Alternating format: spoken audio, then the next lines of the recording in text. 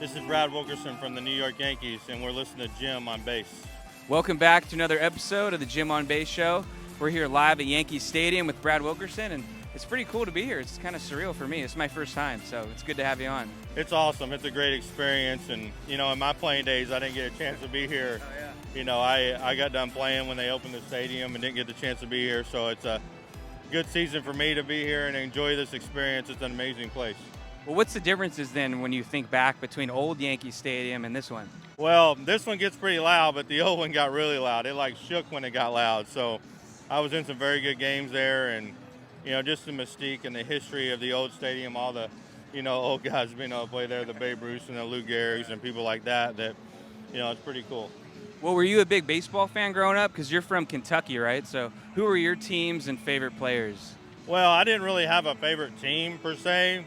But I did have some favorite players because I was a multi-sport guy. I loved all the different sports and played 4 sports in high school. So, I didn't really have a favorite team baseball-wise. I went to some Cardinal games every once in a while and Cincinnati games and things like that. But, being a local, Don Mattingly was a favorite player of mine. George Brett, Ken Griffey Jr. was a real good favorite of mine. So, those are kind of the 3 guys that I kind of, love to watch play.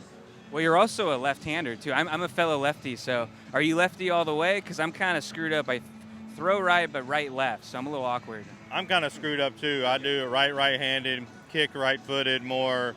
I'm kind of ambidextrous, but I do a lot of things right-handed as well. So kind of hit and throw left-handed, shoot basketball left-handed, and that's pretty much it. Play golf right-handed, so I'm kind of screwed up as well.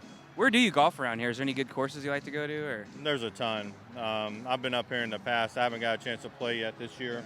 I'll be out soon. Now the weather's starting to warm up, and I'm starting to practice a little bit. And I've been out to Trump Ferry Point to hit balls and stuff. So I'm looking forward to getting some warm weather so I can get out on the course on off days. yeah. You like golf, and what other hobbies do you have away from the game? Are you into music? Do you like traveling? Or I just like traveling, spending time with family. Now that I got 3 kids, and they're pretty busy with their sports and what they do, and try to be with them as much as I can. But I like to enjoy my golf days, definitely. So I get playing pretty well and a lot, and I love it. do the kids come out to New York? Like, how do you do that? Do they come to and live here? Or Well, I got a middle schooler still and a high school and one in college now, so they're pretty busy, but they'll be up here a lot in the summer. They've been up a couple times already just on the weekends, and it's a pretty easy trip from Jacksonville or Palm Beach, wherever they're at. And I really enjoy having them in, and they get to enjoy the experience. My son didn't really get to see me play, but now he gets to see me on the field and, coach a little bit and see what it's all about. He loves baseball, so it's great for him to be involved in this. so now he thinks you're cool, right?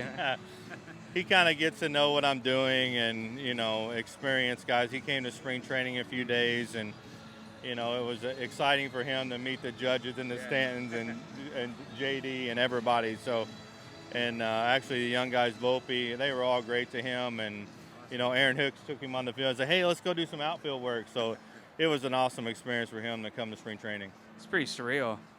Yeah, it's you take it for granted sometimes that you're involved in it, you play, but I think your kids will never forget it. I've talked to Booney about it, just trying to get a feel how it is here at Yankees and how they want the kids involved. And he grew up running around the clubhouse. It's a little bit different now, but he gets the time to be here early and make sure he's out of here in time for the guys to get ready to go.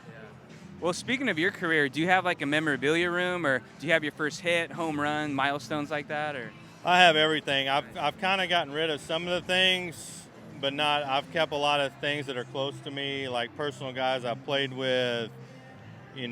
My stuff, obviously, I've kept a lot of stuff being, with Montreal and the last Expo uniform and stuff like that, I've kept around. So, I got a pretty good collection, but obviously looking forward to getting some younger guys in my books. And, I've actually started to think about putting a place back in my hometown where people can walk in and more like stuff that I've collected, but local stuff too, and try to get in one spot where guys can just kind of walk in as a tourist attraction kind of thing. So we're kind of working on things like that, and looking forward to that.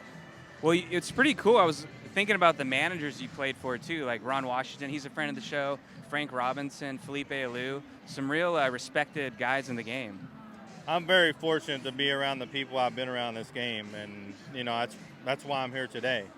For the people that paved it forward for me, and I just want to make sure I'm giving back to the game and paying it forward for the guys behind me. I feel very grateful for the people that I played for and what I've learned, and just trying to give that knowledge back to the game. I really enjoy being out here and helping these guys be successful each and every day. It's a grind, and it's a tough deal, but just giving them comfort in what they're doing, and getting them moving in the right direction.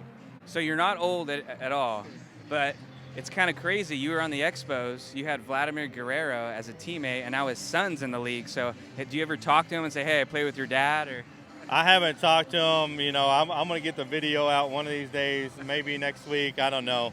Toronto and New York seem to have a pretty good rivalry right now, so I want to be careful in how I do it, but I'll get the videos out when I threw BP to him in Montreal, and he'd hit him over in the stands and trot around his big pudgy thing, and he could hit when he was 3 years old. So it's awesome to see him out here and fulfilling his dreams. And we kind of knew he loved the game, obviously, just being around the field in Montreal. But Vladdy's a good friend of mine, and not that we talk a ton, but I was at his Hall of Fame induction, and it was an honor to be there.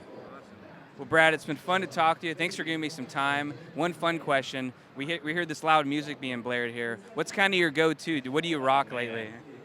I mean, I'm all over the place music. Depends what kind of mood I want to be in that day. Sometimes I'll throw on some rap and just bang it out. And sometimes I'm Metallica. Sometimes I'm country, like mellow stuff.